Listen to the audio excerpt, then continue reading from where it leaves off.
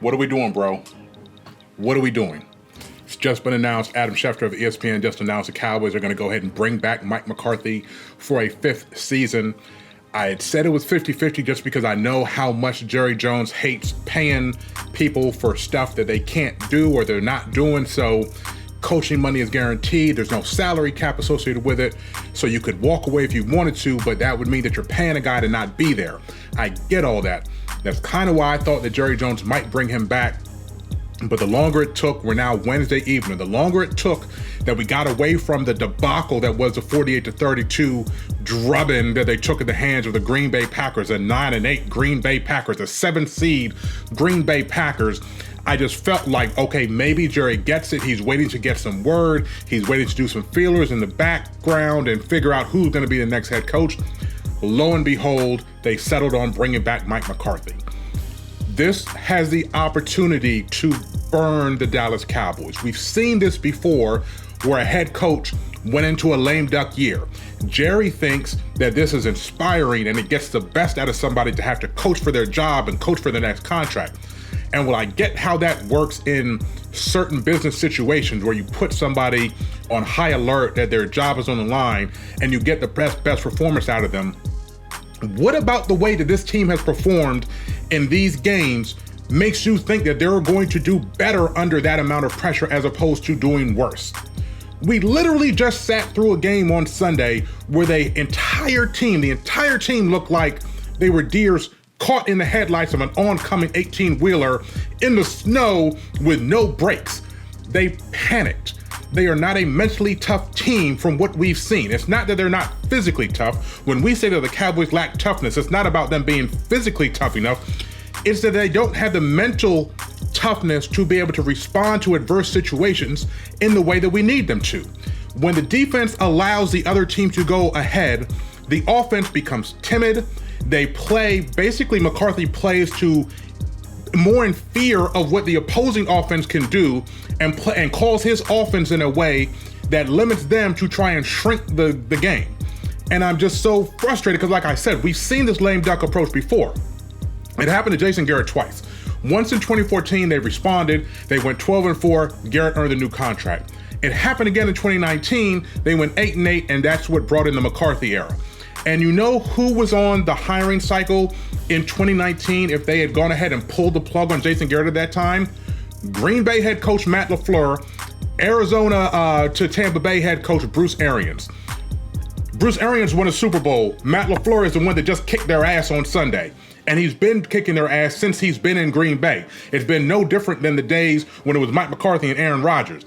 Matt LaFleur could have been the Cowboys coach if they had gone ahead and shown the fortitude, the foresight to hire him at that time. But instead, they decided to give Jason Garrett another chance. And that's what this feels like.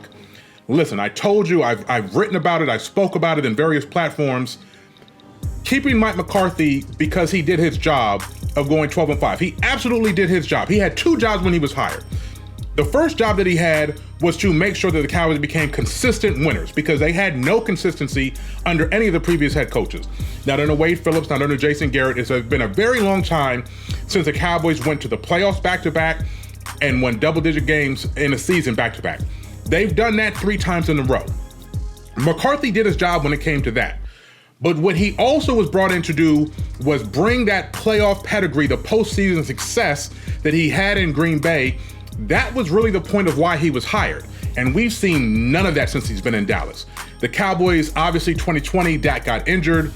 That was a mulligan. You don't even worry about the 2020 season. But in 2021, they won the NFC East and lost in the wild card round.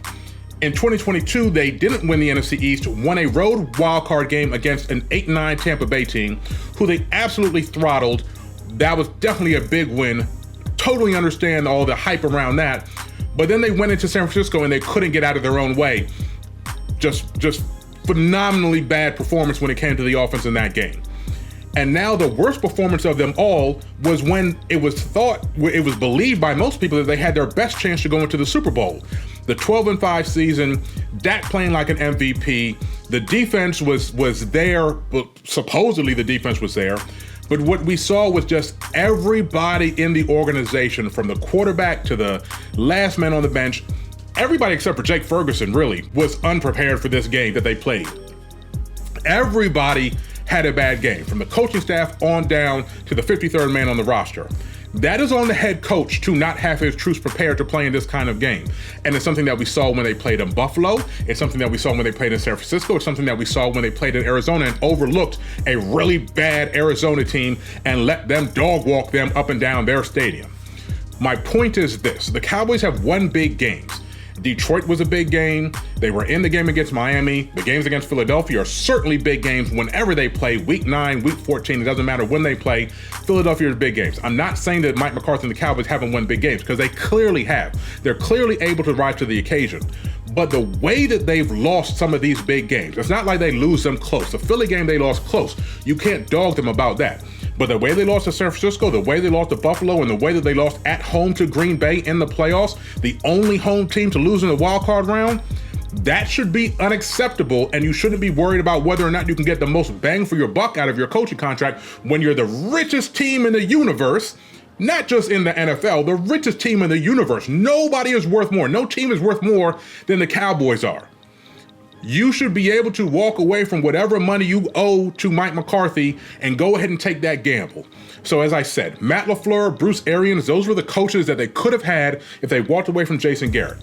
So if we look at Bill Belichick, if he goes to one of these squads, Atlanta or whoever, turns them around, becomes a winningest all-time football coach in the NFL history, takes them to a championship game before he retires, if any of these young guns, Ben Johnson, Bobby Slowick, Frank Smith out of Miami, if any of those guys get a job this cycle, if Jim Harbaugh makes a jump from Michigan back to the NFL and they have any kind of lasting success, and the Cowboys are back in the cycle looking for a head coach next year, again, I'm praying that this is the right decision. I will be rooting for the Dallas Cowboys next year. Absolutely. I don't need to be right. I've been right enough times in my life. I don't need to be right about this. I am concerned that the Cowboys have made a horrible decision in bringing back Mike McCarthy by giving up the opportunity to reset things. And I've written about it, so you know that I'm legit with this. I understand the idea of keeping Mike McCarthy and Dak Prescott together. I wrote that the crossroads, the crosshairs that they're in together is linked because you're really not going to be able to do anything with Dak Prescott's contract except for giving him an extension. So why, to me, that indicated that there would be a strong possibility they would bring McCarthy back, but it also indicates if you know that you're going to commit to Dak Prescott long-term anyway, then why would you not just go ahead and make the change now? I get it. You don't want to keep giving him a new offense coordinator. You don't want to keep changing the scheme on him. You want to have him be able to settle into it and maybe get there. But it's clearly not an issue with Dak Prescott getting the system or understanding the system. We saw what happened. What we need to see is more motion in the offense. That's something that they sprinkled in mid-year and then just got away from it. You look at the motion at the snap rates of everybody else in the league. The Mike McCarthy offense does not do that. The Cowboys were like in the bottom third of the league when it came to motion at the snap in 2023. I don't know if that's what they're going to work on over the offseason. I pray that that's what they're going to work on over the offseason. But everything that we've seen out of this team with Mike McCarthy at the helm makes me worried that we've seen their ceiling. And if we've seen their ceiling, there's no point in not cutting bait at this time. Again, I pray that everything works out. I pray that Jerry Jones gets the last laugh. He's sitting there with his Johnny Walker Blue, laughing at all of us, going kind of ballistic. But you see the response. It's going to be very hard for Cowboys fans to buy in to the idea that they're going to go through an entire regular season. It won't matter. The Cowboys could win 14 games during the regular season, and nobody is going to feel confident. Nobody is going to really buy in to their performance until they show this playoff success. I don't know if it's going to hurt him in the pocketbook because, the Cowboys just print money.